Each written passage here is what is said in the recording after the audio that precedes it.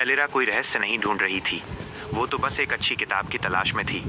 एक लॉन्ड्रोमैट और हमेशा दालचीनी की महक वाली बेकरी के बीच छिपी पुरानी किताबों की दुकान, धूल भरी अलमारियों और लड़खड़ाते ढेरों का एक भूल भुलैया थी।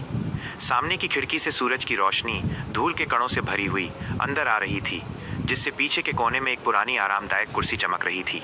वहीं उसे वो मिली, वो किताब नहीं जिसे वो ढूंढ रही थी, बल्कि एक छोटा चमड़े का कवर वाली पत्रिका, जिसे भूली हुई लड़ाइयों के इतिहास और लोक कथाओं के संग्रह के बीच दबाया गया था। पत्रिका उसके हाथों में ठंडी और चिकनी थी। कवर पर एक ही कलात्मक चांदी के पंख के अलावा कुछ भी नहीं था। उत्सुक होकर उसने इसे खोला। पहला पन्ना शहर का एक सावधानी पूर्वक खींचा गया नक्शा था, लेकिन एक अंतर के साथ। जिन सड़कों को वो जानती थी उनके नाम बदल दिए गए थे, और जिन पार्कों में वो अक्सर जाती थी उनके आगे अजीब प्रतीक थे। दूसरे पन्ने पर एक रहस्यमय सूची थी, बुनकर का चरखा, कीमियागर का आंसू, गायक पक्षी का नोट। उसे रोमांच का एहसास हुआ। ये कोई किताब नहीं थी, ये खजाने की तलाश थी। पहला सुराग, नक्शे पर एक छोटा सा नोट शहर के चौक में क्लॉक टावर की ओर इशारा कर रहा था। बिना एक पल सोचे एलेरा ने किताबों की दुकान छोड़ दी, पत्रिका को कसकर पकड़े हुए। क्लॉक टावर के तल पर उसे पत्थर पर एक छोटा, लगभग अदृश्य शिलालेख मिला।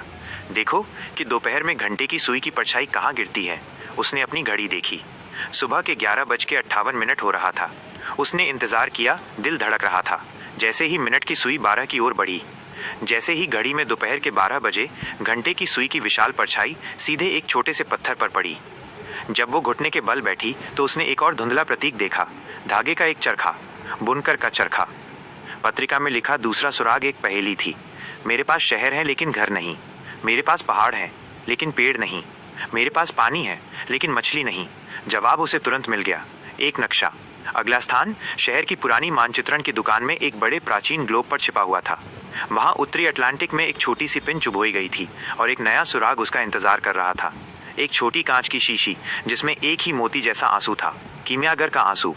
शीशी से बंधे पतले चांदी के रिबन के साथ अंतिम सुराग एक साधारण निर्देश था, इस आंसू को उस जगह पर लाओ जहां प्रतिध्वनि चुप्पी से मिलती है। एलेरा ने शहर के भव्य संगीत हॉल के बारे में सोचा, जहां एक पल में संगीत हवा में भर जाता था और अगले ही पल गहरी चुप्पी छोड़ जाता था। वो हॉल के पीछे कलाकार के प्रवेश द्वार के पास गई और एक छोटा छिपा हुआ स्थान मिला। अंदर लकड़ी में एक खोखला आकार था जो आंसू की शीशी जैसा था। उसने शीशी को खोखले में रखा और एक शांत क्लिक की आवाज गूंजी। एक छिपा हुआ पैनल खुल गया जिसमें एक छोटा सा बॉक्स था। अंदर खजाना या सोना नहीं था, बल्कि उसके लिए कुछ और भी मूल्यवान था। एक नई पत्रिका, पहली जैसी ही, और एक पॉलिश किया हुआ चांदी का पंख। उसके नीचे एक नोट रखा था, सफर ही रहस्य है, अब नक्शा बनाने की तुम्हारी बारी है। एलेरा समझ गई, रहस्य खोजने के लिए नहीं बल्कि बनाने के लिए थे। उसने एक कहानी को उजागर किया था और अब उसे अपनी कहानी शुरू करनी थी। वो नई पत्रिका हाथ में लिए संगीत हॉल से बाहर निकली। उसके अंदर एक उद्देश्य की भावना गूंज रही थी। शहर अब सामान्य नहीं लग रहा था, ये अब एक कैनवस था जो उसके अपने छिपे हुए कारनामों से भरने का इंतजार कर रहा था।